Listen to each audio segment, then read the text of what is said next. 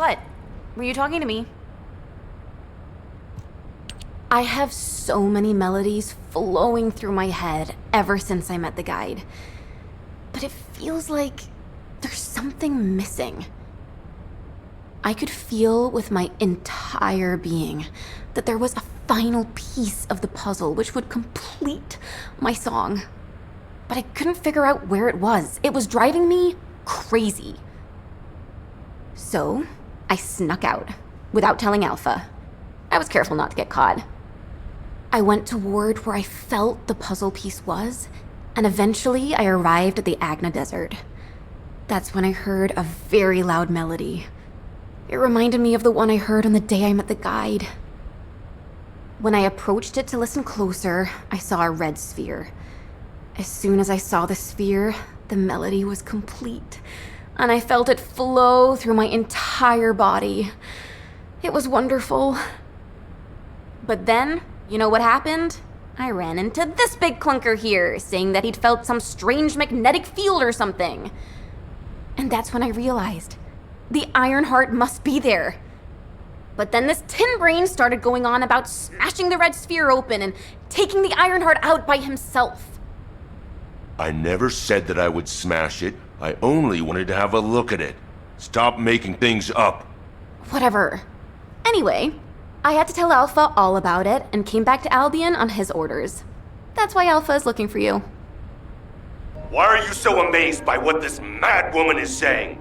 Don't just stand there, get moving! Who are you calling a mad woman?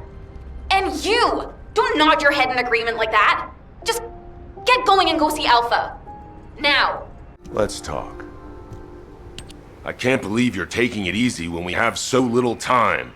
We're going to clear the storage in the area nearby first. I know what you're about to say. Alpha ordered us to completely clear the entire area surrounding the red sphere. When I was a construction corps leader, we were the first ones working here, along with the Descendants. We built the digger, too. If it weren't for a surprise attack by the Vulgus, the Corps would still be alive. The only thing I'm interested in right now is to have my revenge on those bastards. Don't worry. When I'm done with that, I'll do my best to exterminate any enemies near the red sphere. Construction Corps leader Kyle always keeps his promises, you know. That hasn't changed since I've become a Descendant. So trust me, I'll get a read on the enemy's movements from above.